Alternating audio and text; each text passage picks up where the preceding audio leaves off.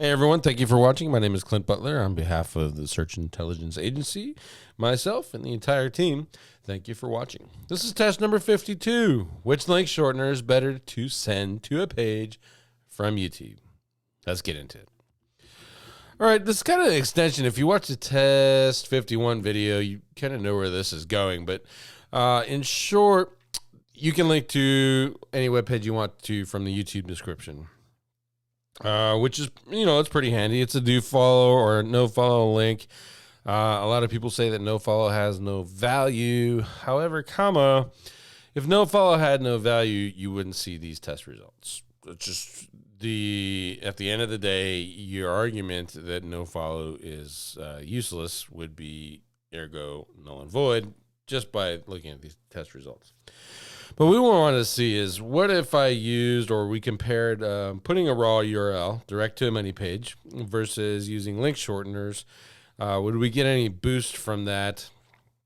And mainly it's from combining the value of the YouTube link itself with the value of the 301 link shortening service to pass juice to a landing page and see if we get some more love out of it. So it's a great test, and because you do this, there's some opportunities for you too, especially if you're using like a premium service like Capsule Link, where you can change your URLs and rotate and do all that stuff, and that really works, especially if you're on like a high volume channels and let's say you put a blanket description across all of them, and you're using it to promote offers in a specific niche, like an affiliate offer, for example, or you have a set of shoes in your e-com store that are really working really well, or you sell a service, but you later down the road, you change that service. So instead of going through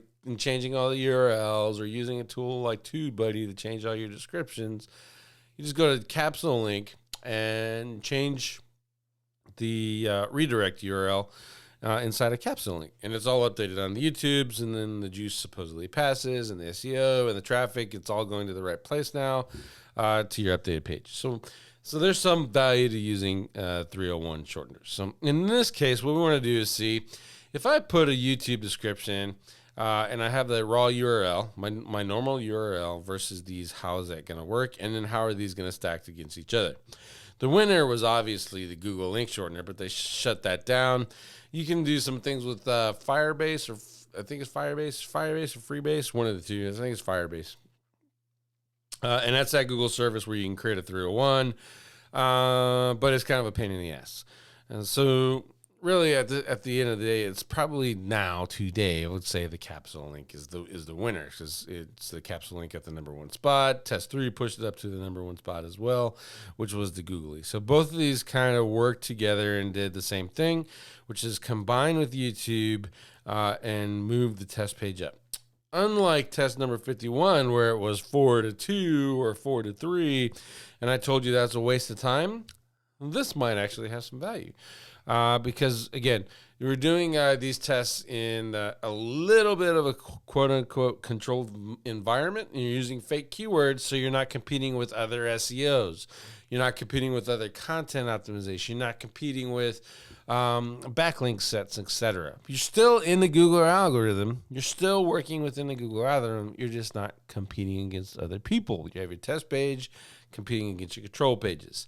And since the pages both jumped to #1 because of this, I would argue that using the 301s from YouTube is actually a good way to go.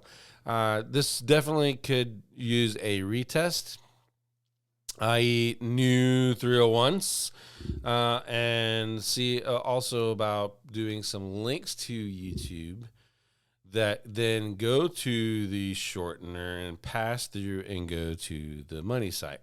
So essentially your 301 shorteners, your tier 1, your YouTube's your tier 2, and then, I don't know, blast it with an Xtremer or a SEO Autopilot or a Google or what's the other one? GSA Search Engine Ranker, that kind of stuff, or PBNs, and see what happens there.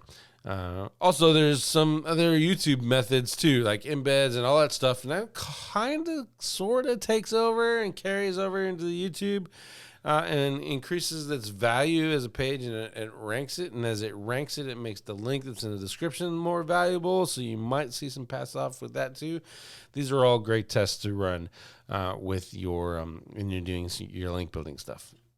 And if you're not thinking about this from a link building perspective, just know that when you're doing this, you're not wasting your time. You're going to get some value out of it. It may not be a whole lot when you're competing against other people, but you're going to get some value out of it, especially in easy markets.